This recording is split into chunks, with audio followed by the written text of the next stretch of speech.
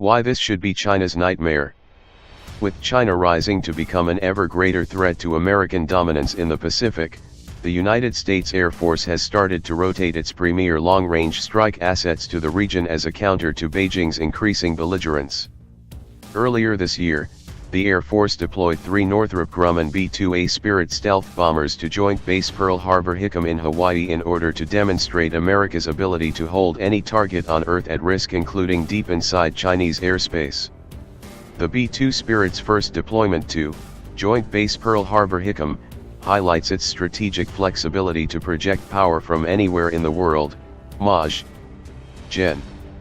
Stephen Williams, Director of Air and Cyberspace Operations, Headquarters Pacific Air Forces, said in a statement. The B-2S conducted routine air operations and integrated capabilities with key regional partners, which helped ensure a free and open Indo-Pacific.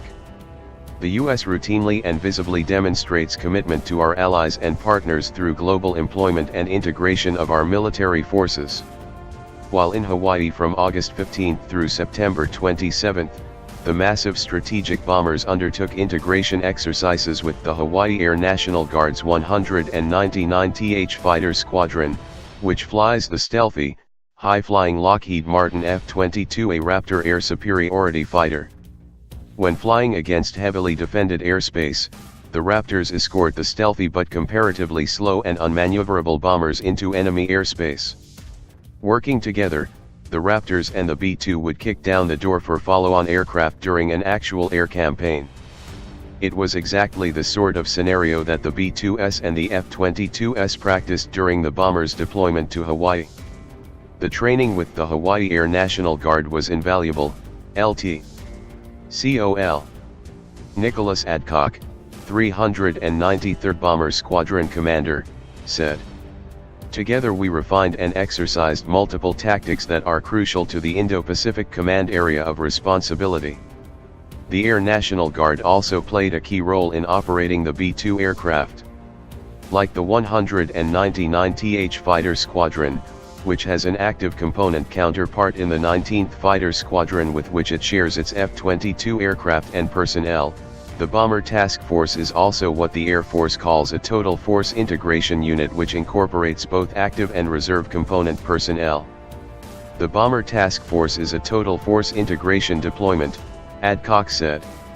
Our active duty and guard members work seamlessly together with their counterparts here in Hawaii to determine the best way for the B-2 to operate from this location in the future.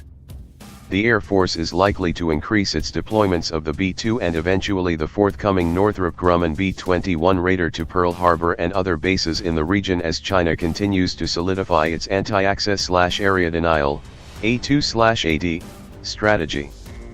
Bases closer to the Chinese mainland such as those in Japan, South Korea, and even U.S. territories such as Guam are increasingly vulnerable to Chinese cruise and ballistic missile attacks, thus long-range strike capability becomes ever more important. But even Hawaii will eventually become vulnerable to attack as China continues to refine its own long-range precision strike capabilities. Indeed, it's possible that in the future, the United States might have to rely on long-range strategic bombers such as the B-2, B-21, and B-52 combined with cruise missiles to effectively strike at China, since all of America's regional bases might eventually become vulnerable to attack.